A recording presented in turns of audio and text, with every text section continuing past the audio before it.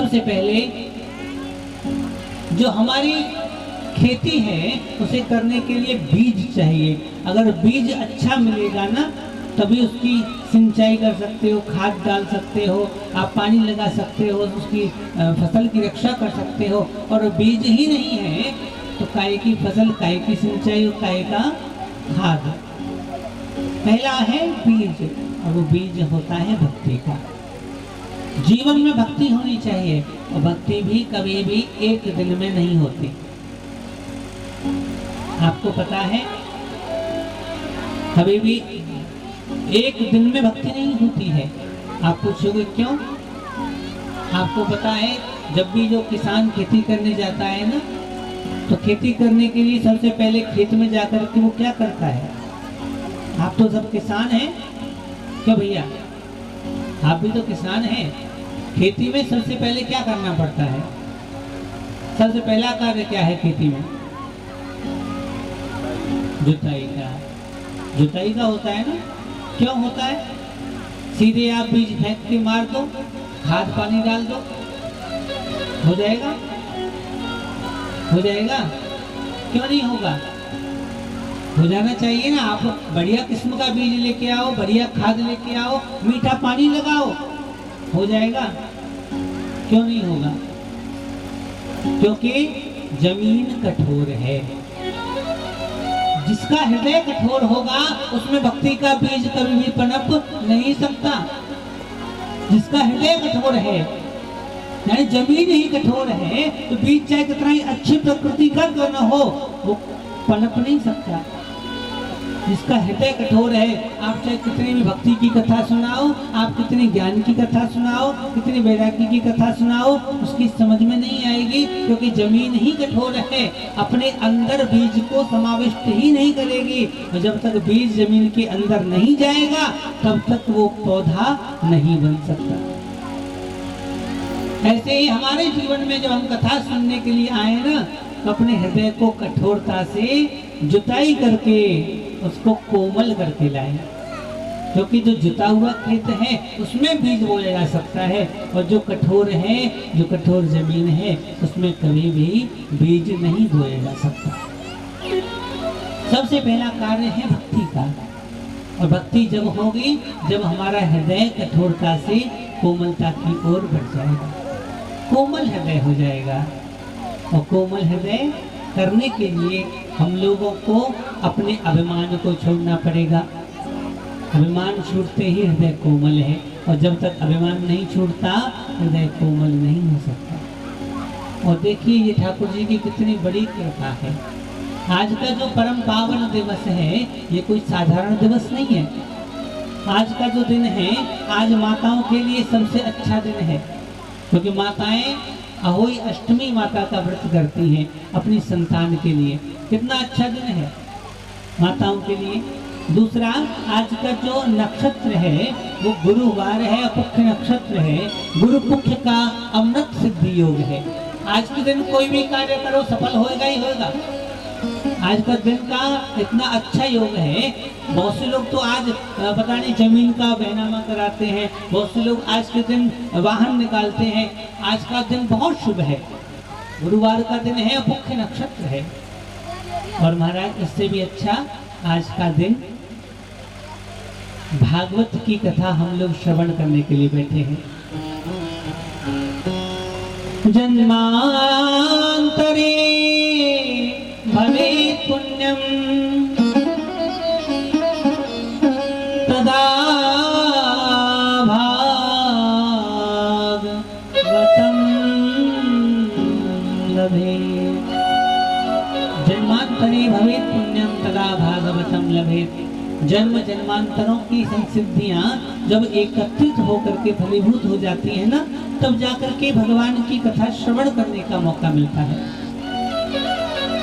अब आप कहोगे ऐसा क्यों?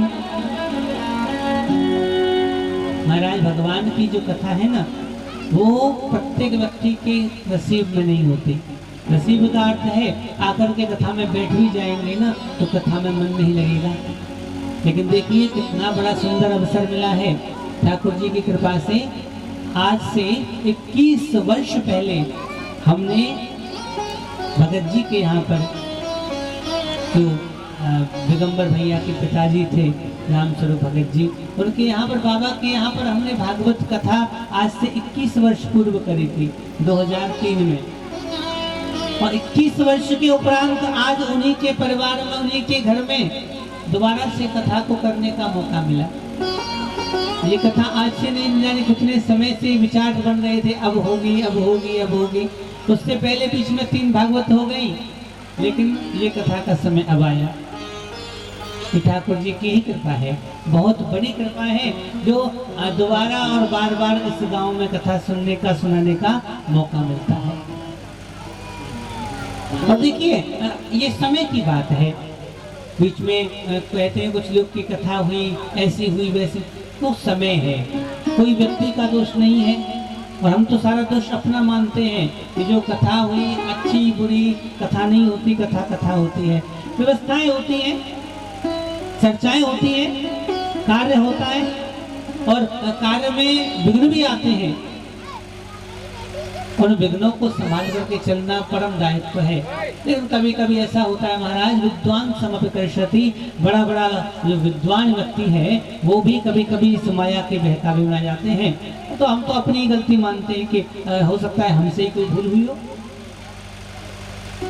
और महाराज ये जो परम पावन दिवस है, इस दिवस में हमारे भैया दिगंबर भैया के यहाँ पर ये कथा का आयोजन बड़े सुंदर तरीके से प्रारंभ हो रहा है।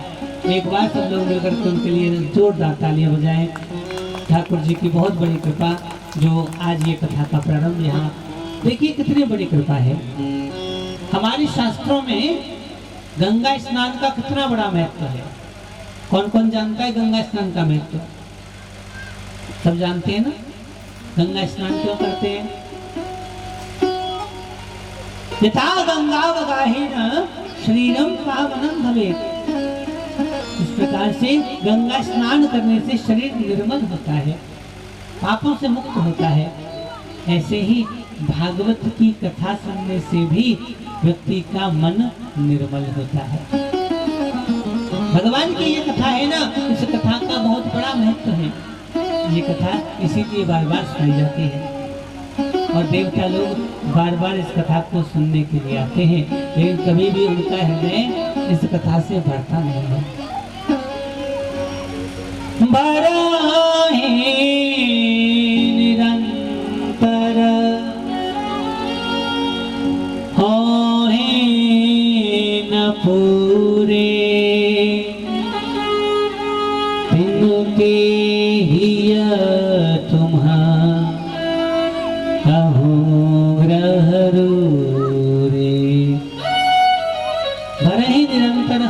पूरे दिन के लिए तुम कहूँ ग्रह। तो दिन रात भगवान की कथाओं को सुनते रहते हैं, लेकिन देवताओं का मन फिर भी इन कथाओं से भरता नहीं है। ये भगवान की कथा ऐसे दिव्य और अलौकिक है कि जहाँ भी कथा होती है उस स्थान पर बार बार हनुमान जी महाराज इस कथा को सुनने आते हैं। हम और आप तो एक दो बार कथा को सुन के मन भर जाता है, कहते हैं भैया कई बार कथा को सुना है।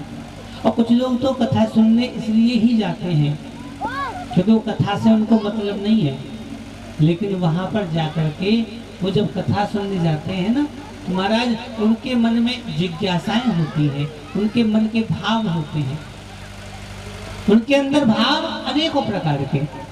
कोई जाते हैं वहाँ पर व्यास जी को देखने, कोई जाते हैं व्यवस्था को देखने, कोई जाते हैं कमियां देखने।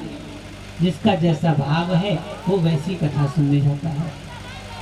लेकिन भक्त जो होता है ना, वो भक्त केवल कथा सुनने के लिए, भगवान की चर्चा सुनने के लिए जाता है। तो भगवान की कथा चाहे कैसे भी सुनी जाए, भगवान का नाम कैसे भी लिया जाए, वो जीवन में मंगल कारक है। भाव कुभाव अनख आलस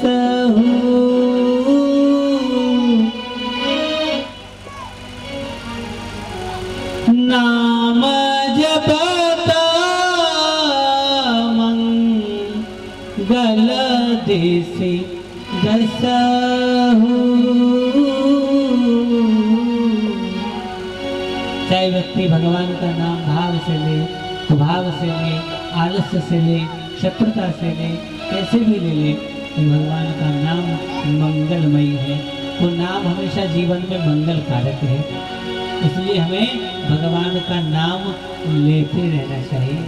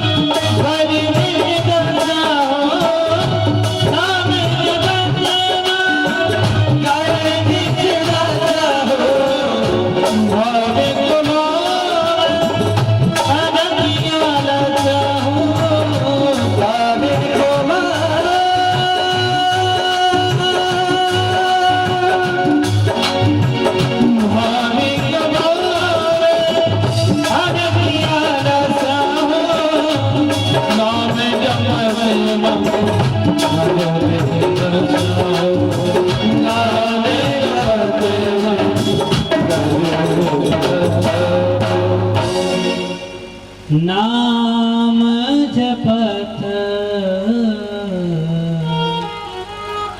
मंगल दिसि दस। भगवान का जो नाम है वो परम मंगलमयी है। ये कथा हमारे सामने कई प्रकार से आती है। सर्वप्रथम ये कथा का विषय आया कि नैमिषारण्य तीर्थ में शौनकादिक 88 महात्मा एकत्रित हुए और महात्माओं ने अपने पूरे परिकर को एकत्रित किया और विचार करने लगे, भैया जिसने भी इस धरती पर जीवन लिया है तो प्रत्येक जीवधारी को जीवन तो बिताना है, लेकिन जीवन उसी का धन्य है जो भगवान का नाम स्मरण करते हुए जीवन को बिताता है। इसलिए हमें अपने जीवन को बिताने के लिए भगवान का नाम स्मरण करना चाहिए, भगवान की कथा सुननी चाहिए। भगवान की कथा को सुनने के लिए इन्होंने अपने सबसे प्रधान श्रोता, सबसे जो प्रधान है मुख्य, उन सूत जी महाराज को बिठाया ऊंचे आसन पर और शौनक जी महाराज प्रधान श्रोता बनकर के पहुंचे इनके पास।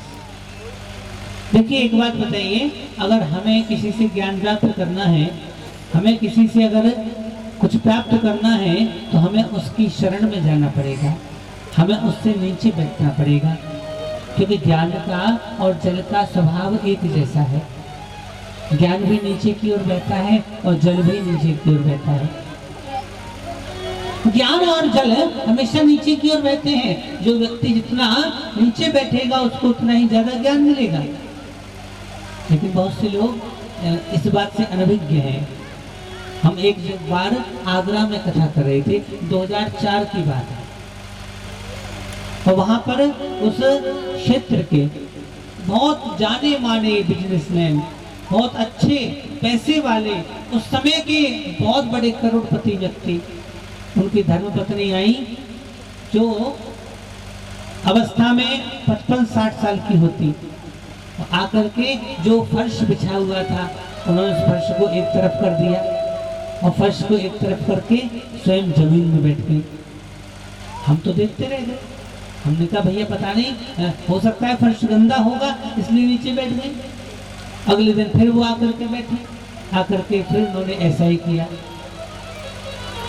हमने पूछा तो वो कहती है, प्यार सी बात यह है, मैंने सुना है कि जो व्यक्ति जितना नीचे बैठेगा उसको उतना ही ज्यादा ज्ञान मिलेगा। आजकल के लोगों में जब ज्ञान प्राप्ति करने की इच्छा होती है ना, तो मन करता है व्यास जी के बगल में ही जाकर के बैठ जाए, कथा सुनने जाने। अधिक से अधिक लोगों में इस बात पे झगड़ा हो जाता है, अरे व्यास जी के मंच पर हम जाकर बैठेंगे, हम जाकर बैठेंगे। सोचने वाली बात है। ये कथा हम श्रवण करने जा रहे हैं ज्ञान प्राप्ति के लिए, और अगर हमारे अंदर इतना ही ज्ञान है तो हमें कथा सुनने की आवश्यकता ही नहीं, क्योंकि जीवन में कभी भी कोई भी व्यक्ति पूरा नहीं होता, किसी को भी ज्ञान पूरा नहीं है। कई बार माँ बाप को बच्चों से सीख मिलती है और कई बार बच्चों को माँ बाप से सीख मिलती है।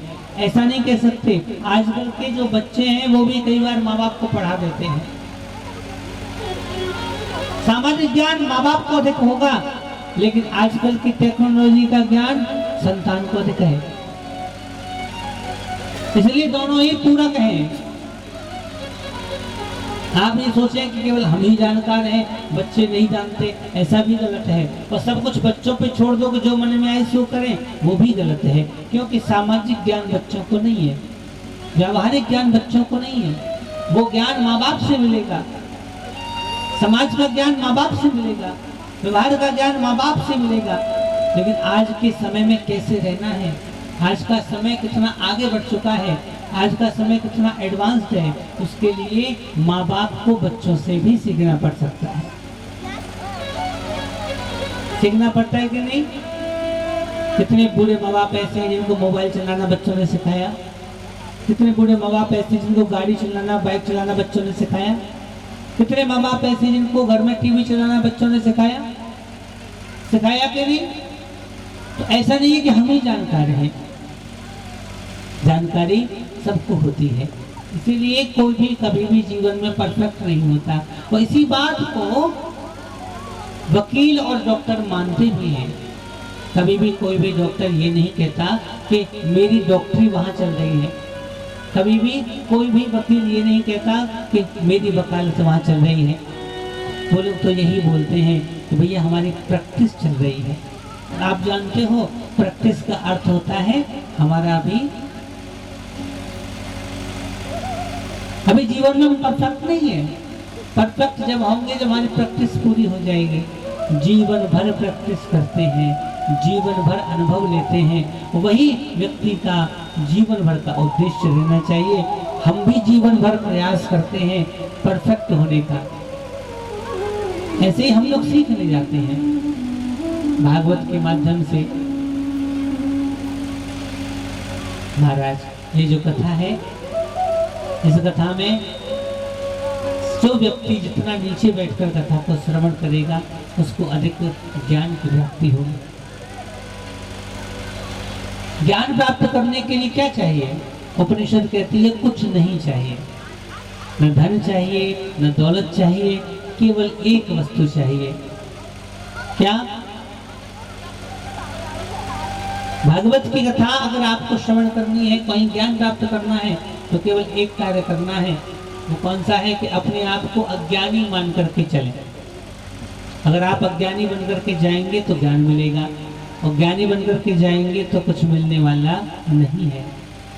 यस्या मतम तस्य मतम, मतम यस्य न वेदसः, अविज्ञातम विजानताम, विज्ञातम अविजानताम।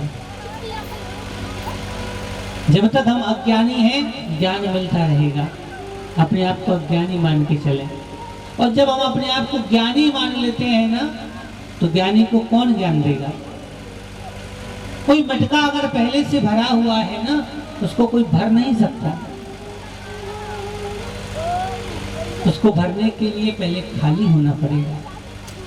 ऐसे ही हमारा जो मस्तिष्क है, हमारा जो दिमाग है, उसमें बहुत सारा मटके में कड़कड़ भरा हुआ है, कूड़ा भरा हुआ है। जब तक वो नहीं निकलेगा ज्ञान नहीं मिलेगा। आज शौनक जी महाराज गए, सबसे पहले सूत जी महाराज के सामंत में और सामिप्य में जाकर के कहते हैं प्रभु जी, प्रणाम किया।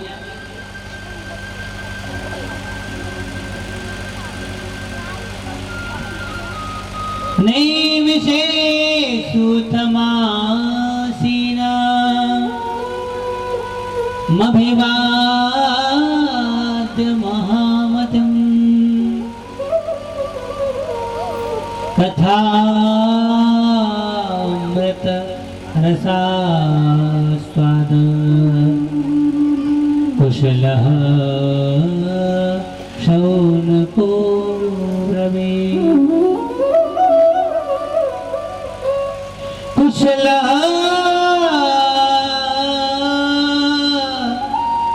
शौनको ब्रवीत्, कुशलः शौनको ब्रवीत्। नैमिषारण्य तीर्थ में सूत जी महाराज के पास में शौनक जी महाराज ने जाकर के प्रार्थना करे, प्रभु जी इस घोर कलिकाल में जीव जो है आसुरी प्रकृति के हो गए हैं, किसी की पूजा सेवा नहीं करते, किसी को नहीं मानते, मनमुखी भक्ति है, जब मन किया जिसको मान लिया, जब मन किया उठा के फेंक दिया, ऐसा स्वभाव बन चुका है। मतलब की यारी दोस्ती है, मतलब की पूजा पाठ है, मतलब के धर्म ग्रंथ है, मतलब की सब कुछ दुनिया बन चुकी है। प्रभु जी ऐसा कोई उपाय बताइए कि इन सब कलयुग से जो ग्रसित लोग हैं, कलयुग के कारण दुख प्राप्त कर रहे हैं, उनके जीवन में आनंद हो, सुख हो। सुख में और संपत्ति में भेद है। किसी के पास में संपत्ति अधिक है इसका मतलब ये नहीं कि वो सुखी है, ऐसा जरूरी नहीं है। इसलिए ऐसे व्यक्तियों के लिए कोई उपाय बताइए।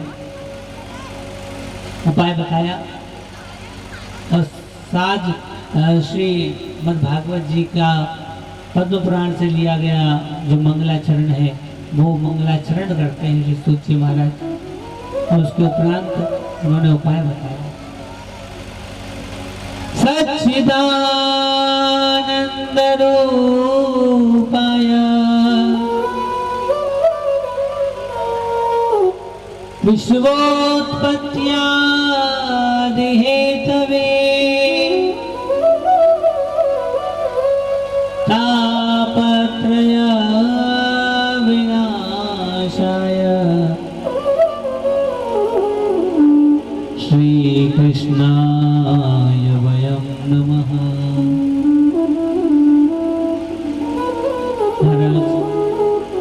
भागवत जी के महात्म का प्रथम श्लोक है। इसका अर्थ सच्चिदानंद रूपाय, भगवान का जो स्वरूप है वो कैसा है? सत चित्त आनंद। सत माने तीनों कालों में जो सत्य है, चित्त माने जो सबकी सत्य में विद्यमान है, और आनंद जिसकी खोज को प्रत्येक व्यक्ति करता है। एक बात बताइए, आपने अपने जीवन में अब तक न जाने कितने सारे कर्म किए, कितने सारे कर्म किए। कभी सोच के देखा है कि हम जो भी कर्म करते हैं क्यों करते हैं? क्यों भैया जी? अपने जीवन में कोई भी कर्म करते हैं, प्रत्येक व्यक्ति कोई भी कर्म करता है, उसका कर्म का उद्देश्य केवल एक ही है। उद्देश्य क्या है? जीवन में कर्म का उद्देश्य केवल एक है। क्या है? सुखाय कर्माणि करोति लोको नता सुखं वा न दुपारमं वा नता सुखं वा न दुपारमं वा। सुखाय कर्माणि करोति लोको, प्रत्येक जीव कोई भी कार्य करता है, चाहे वो खेती करे, चाहे वो किसानी करे, चाहे वो मजदूरी करे, चाहे वो पूजा करे, चाहे वो पाठ करे, चाहे वो मकान बनाए, चाहे वो गाड़ी खरीदे, कोई भी कार्य करता है, उसका एक ही उद्देश्य है जीवन का। वो उद्देश्य क्या है? वो उद्देश्य है सुखाय कर्माणि करोति लोको। सुखाय माने सुख के लिए। संतान हमने पैदा करी सुख के लिए, नौकरी लगाई सुख के लिए, गाड़ी खरीदी सुख के लिए, मकान बनाया सुख के लिए। सब कार्य हमने किसके लिए किए? सुख के लिए। लेकिन कभी सोच के देखिए, जीवन में कभी सुख मिला? जिसके लिए हमने सारे जीवन कार्य किया, हमें वही नहीं मिला। जीवन में कभी सुख नहीं मिला। नतः सुखम वा न दुपारमं वा, जीवन में कभी भी सुख नहीं मिला। इसलिए हमें कर्म ऐसा करना चाहिए जिससे सुख मिले। और सुख कैसे मिलेगा? सुख जब मिलेगा जब जीवन में धर्म होगा। धनात् धर्मः ततः सुखम। जब तक जीवन में धर्म नहीं है ना, तब तक सुख नहीं मिलेगा। कर्म कितना ही कर लो, लेकिन जब तक धर्म नहीं तब तक सुख नहीं। कर्म धर्ममय हो, सुख प्राप्ति कब होगी? जब हमारा कर्म धर्ममय हो जाएगा तो जीवन में सुख हो जाएगा। जब तक जीवन में सुख नहीं हो सकता जब तक कर्म के साथ में धर्म नहीं है। तो हमारे जीवन का मुख्य उद्देश्य है कि कर्म भी हो और धर्म भी हो। दोनों को मिलाकर के जब कर्म होगा, धर्म को मिलाकर के जब कर्म होगा, वो सुख को देने वाला होगा। एक बार सब लोग मिलकर के जोर से जयकार लगाएंगे, बोले वृंदावन बिहारी लाल की जय।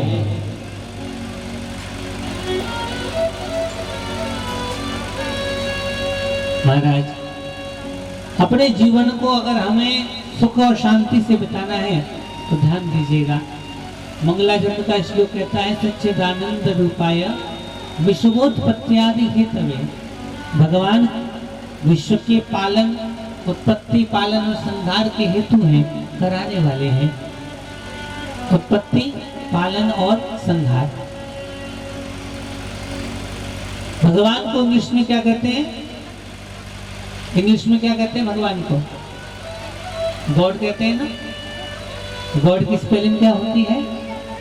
G-O-D। और गॉड की फुल फॉर्म क्या है? G for generator, O for operator, D for destroyer. G for generator माने सृजन करता ब्रह्मा जी महाराज। O फॉर ऑपरेटर पालन करता भगवान विष्णु। D फॉर डिस्ट्रॉयर माने विनाश करता, विध्वंस करने वाले भगवान भोलेनाथ। तीनों को मिलाकर के गॉड होता है, जनरेटर, ऑपरेटर एंड डिस्ट्रॉयर। तो सभी को डिस्ट्रॉय कर देते हैं वो है भगवान भोलेनाथ, जिनको हम महाकाल कहते हैं। बोले महाकाल भगवान की जय हो।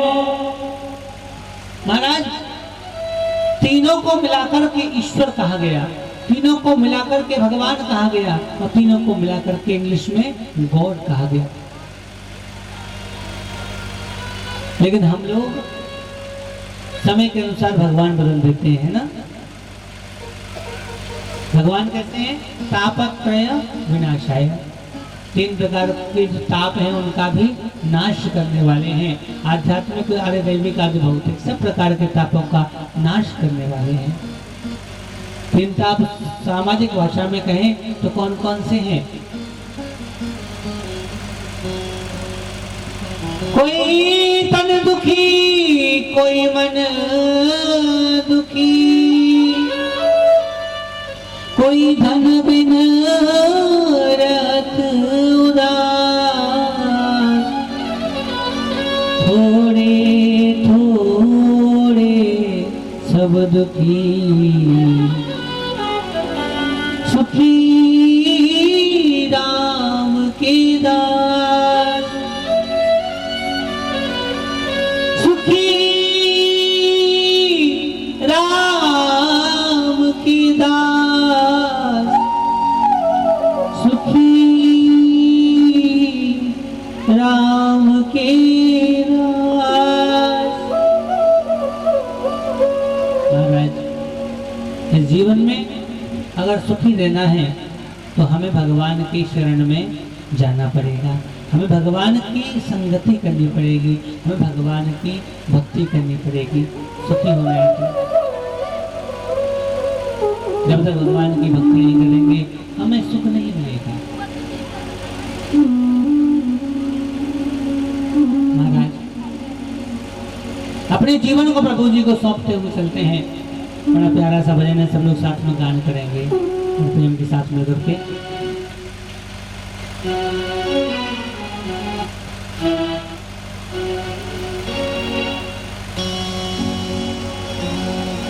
मेरा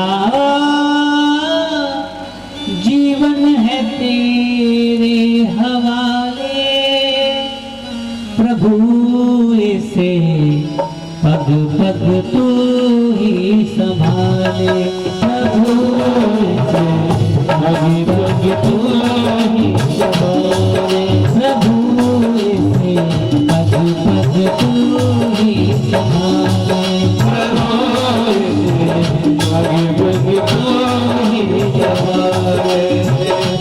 मेरा जीवन है तेरे मेरा जीवन है तेरे हवाले, ओ मेरा जीवन है तेरे हवाले।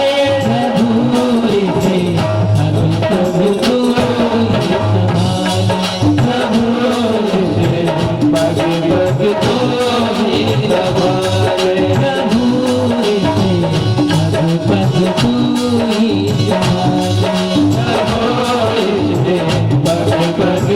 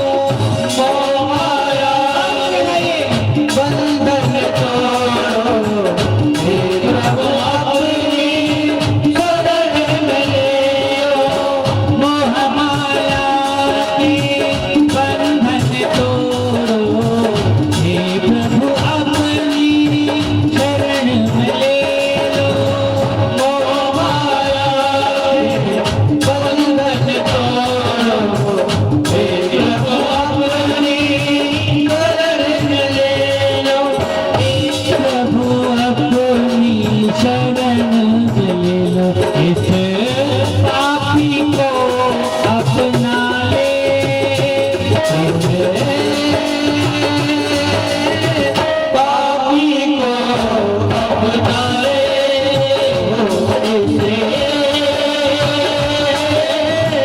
पापी को अपनाए प्रभु इसे पग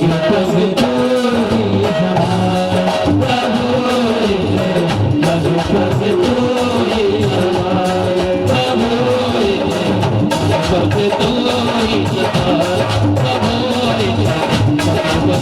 ही संभाल प्रभु इसे पग तू ही संभाल प्रभु इसे पग तू ही संभाल प्रभु इसे पग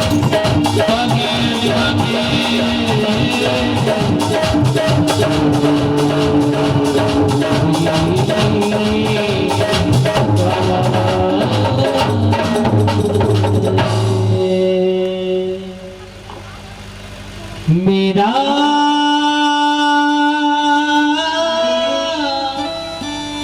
जीवन है तेरे हवाले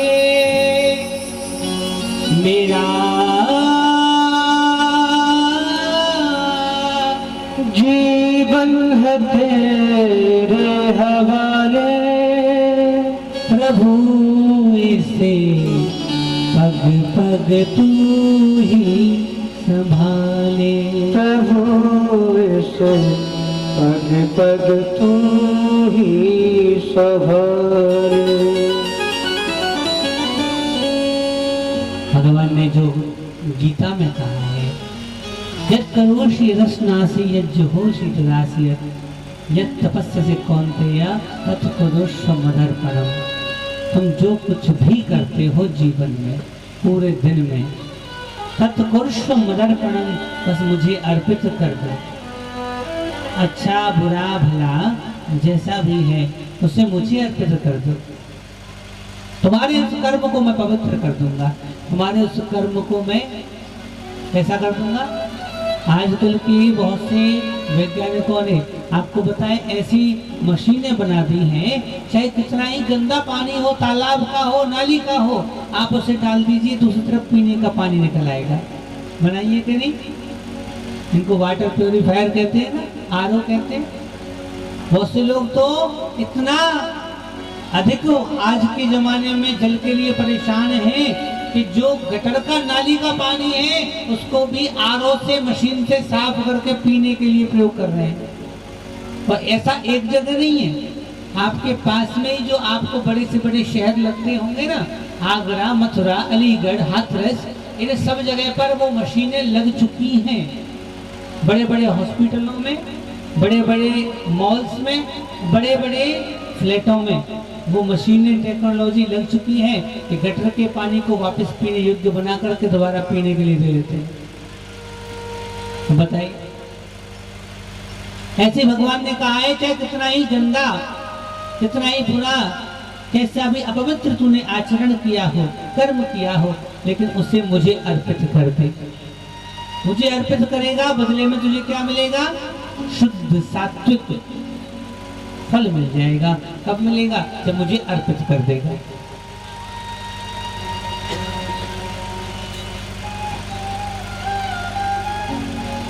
हम जीवन में कोई भी कर्म करें, भगवान को अर्पित करते चले जाएं। मानो हमें किसानी करने का काम मिला है तो गीता में भगवान कहते हैं स्वे कर्म निरतः संसिद्धिं लभते नरः। कोई किसान है, कोई मजदूर है, कोई पुजारी है, कोई इंजीनियर है, कोई डॉक्टर है, कोई फौजी है, वो सबके सब बराबर पुण्य को प्राप्त करेंगे। सबके पास बराबर पुण्य होगा अगर वो केवल एक यही काम कर लें कि हम जो कुछ भी कर रहे हैं वो ठाकुर जी के लिए कर रहे हैं। खेती करें ठाकुर जी के लिए, मजदूरी करें ठाकुर जी के लिए, डॉक्टरी करें ठाकुर जी के लिए, तो वो सब कुछ हमारा कर्म तो ठाकुर जी के लिए होगा। तो हम कर्म कुछ भी करेंगे, फल हमको ठाकुर जी की सेवा का मिलेगा, केवल एक कार्य करने से। क्योंकि यही भक्ति की सबसे पहली शुरुआत है, अपने कर्म को प्रभु को समर्पित करने की। जब तक हम कर्म को अर्पित नहीं करेंगे, भगवान का भरोसा नहीं करेंगे, हम कभी भी जीवन में भगवान के भक्त नहीं बन सकते। जब तक कर्म की पोटली को सिर पर बांध रखा है, भक्ति हो नहीं सकती। आज के दिन भागवत की जो कथा है वो तो महात्मा की कथा करनी है, और श्रेष्ठ महात्मा वही है जिसमें भगवान की भक्ति के बारे में बताया जाए। आज का दिन भी बड़ा शुभ है, अहोई माता का अहोई अष्टमी का व्रत का दिन है। वैसे भी कल से जो समय है भागवत का वो 12 बजे से लेकर के 4 बजे तक का, क्योंकि हमें भी पता है गांव का माहौल है। और जो पर्चे में लिखा गया 1 से 5 का, हमने लाला को अजीत को जो पर्चा दिया था वो गर्मी की भागवत का पर्चा था, जिसमें गर्मियों में 1 से 5 भागवत होती है, और उसको ऐसे के ऐसे ही उतार दिया गया। ध्यान नहीं किया, हमने भी नहीं किया और बच्चे ने भी ध्यान नहीं किया। लेकिन ये सर्दी का समय है, 5 बजे तक का कथा का विश्राम होना मतलब बहुत समय अधिक हो जाना।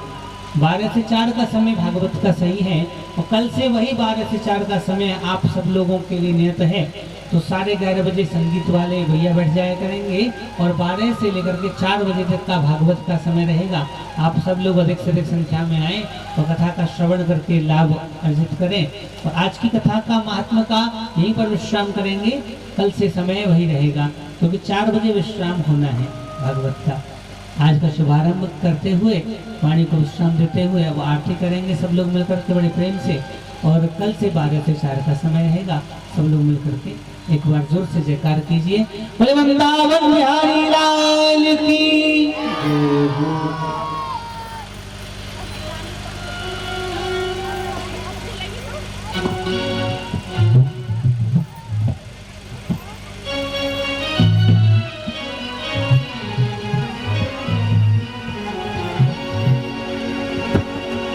सभी भक्त अपने अपने स्थान पर खड़े हो जाए आरती के लिए। धन धन